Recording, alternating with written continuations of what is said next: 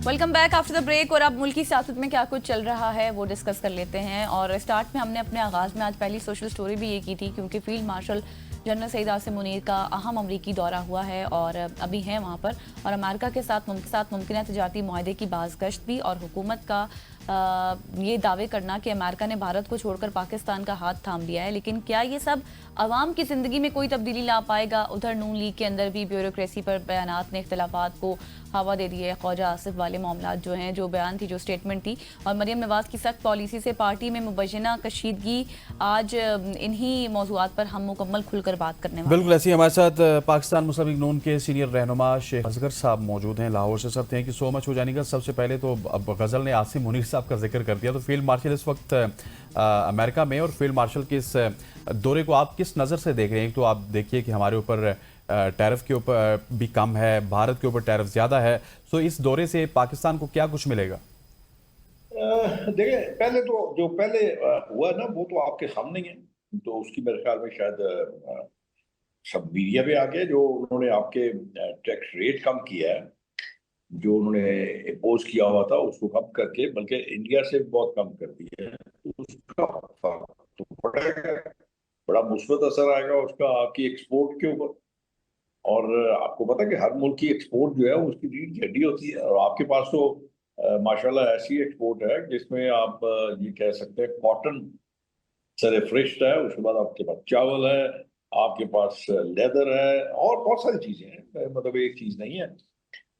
अ, आपके पास फ्रूट है, जो आप मतलब देखें ना, आप पूरी दुनिया में कीनू जो है आपका, वो बहुत बाहर जा सकता है अगर आप थोड़ा कोशिश करें, तो उससे आपको बड़ा मतलब मिल सकता है। तो आइंदा के लिए हो सकता है जो इस वक्त अमेरिका के और इंडिया के तल्लुकात में सरमेरी है, उसमें ये हो सकता है कि वो टेक्नोलॉजी भी आपको ट्रांसफर कर दे, कोई वार टेक्नोलॉजी दे दें, कोई मिसाइल टेक्नोलॉजी दे, बस इसका एक्सपेक्ट ही किया जा सकता है ना। और फिर आपको पता है कि ये हमारी बदकिस्मती रही है, हालांकि पाकिस्तान एक बड़ा अहम खिता है हर किसी की नजर में। हम्म। लेकिन मैं आपको जाती तौर पर एक बात बताऊं, मुझे जरा थोड़ा सा ना अमेरिकन गवर्नमेंट पे थोड़ा सा ये रहता है कि शक ये रहता है कि आपको बस वो थोड़ा बहुत आपको फीड कर देते हैं, जिससे आपकी सांस या आपकी जिंदगी बहाल रहे। जो आपके साथ चाइना ने काम शुरू किया था ना, वो बड़ा प्रोडक्टिव काम था, बिल्कुल। वो एक देर का काम था, वो तो आपकी प्रॉपर्टी थी ना। उस प्रॉपर्टी से आपने सदा उससे आपने कमाई करते रहना था।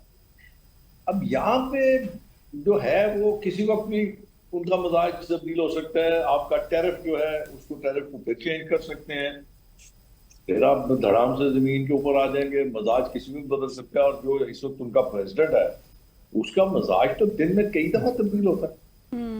और अब मैं इस बारे में कुछ कह नहीं सकता। ये जब दौरा करने के बाद जब वहां से एक सही। अलामिया बिल्कुल जारी सही। होगा। आप सर कह रहे हैं कि जब वो वापस आ जाएंगे तो जाहिर है कुछ रिलीज वगैरह भी जारी होगी। तो मुझे ये बताएं कि अमेरिका के साथ जो अभी मुमकिन तजारती मुआहदे हो रहे हैं, आपको इस हवाले से क्या लगता है कि पाकिस्तान की मईशत स्ट्रांग हो जाएगी? कितना ज्यादा असर होगा इससे? नहीं, मैंने तो आपको अर्ज किया ना कि अगर आपकी एक्सपोर्ट बढ़ जाती है तो ऑब्वियसली आपके पास जो ज़र मुबादला आएगा वो डॉलर की सूरत में आएगा ना।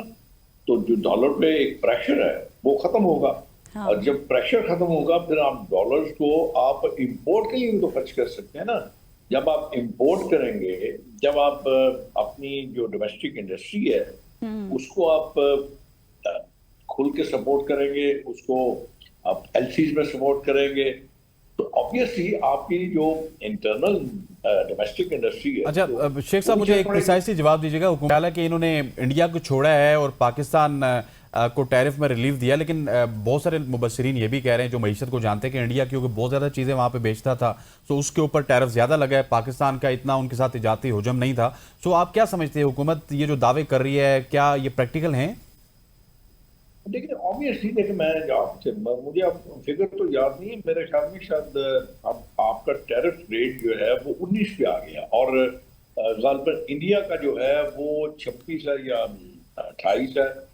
वो इतना है, आपसे आपसे बड़ा है वो उनका जो है टैरिफ। ऑब्वियसली जब आप अपनी चीज से एक्सपोर्ट करेंगे तो अमेरिका में जाके वो चीज सस्ती पड़ेगी और आपकी क्वालिटी तो उनसे बहुत अच्छी है, लेकिन चूंकि उनका रेट कम था, आपका रेट जो था उनसे ज्यादा था, इसलिए आपकी एक्सपोर्ट जो थी उस वक्त कम थी।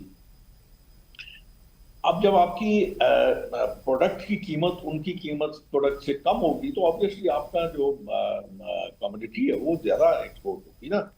और उसमें जैसे मैंने पहले आपको किया कि आपके पास डॉलर की सूरत में जब आएंगे पैसे तो आपकी जो इम्पोर्ट है वो भी बढ़ जाएगी और उससे अनएम्प्लॉयमेंट खत्म होगी, जो मैंने पहले आपसे अर्ज किया। तो ये आपका जो सवाल है उस आपके पहले सवाल से जुड़ा हुआ है। तो मेरे ख्याल में इसी सवाल का जवाब जो था उस सर मुझे ये बताएं कि अब सदर ट्रम्प भी बढ़ रही है जिस तरह हम देख रहे हैं, लेकिन क्या आपको लगता है कि इसके नतीजे में पाकिस्तान को IMF जैसे इदारों से भी कोई नरम शराइत मिलने की उम्मीद है? तो मैं तो ये मेरी अपनी जाती सोच है, मेरी सोच भी है और मेरा मशवरा भी है कि आप अपने जराए पे जिंदा रहना सीख लीजिए। बस कर्ज लेने के कब तक आप जिंदगी गुजारेंगे? मतलब एक लम्हा आएगा, एक वक्त आएगा कि फिर आपको कर्ज देने वाले भी तंग आ जाएंगे। फिर जब कोई कर्ज देता है ना तो अपनी शराइत पे देता है। सबसे पहले वो अपने कर्ज को कंफर्म करता है, उसको देखता है कि आया मैं जो आपको कर्ज दे रहा हूँ वो मेरा कर्ज जो है वो कहीं डूब तो नहीं जाएगा। तो जब वो ठीक हो गया शेख साहब, इसी मामले के ऊपर हम आप पे बात भी करेंगे, कुछ चीनी के बुरान की बात करनी है, लेकिन यहाँ पे वक्त हुआ चाहता है एक शॉर्ट सी कमर्शियल का। ख़वातीन शेख साहब हमारे साथ मौजूद है कि जाएगा नहीं, स्टे विद अस।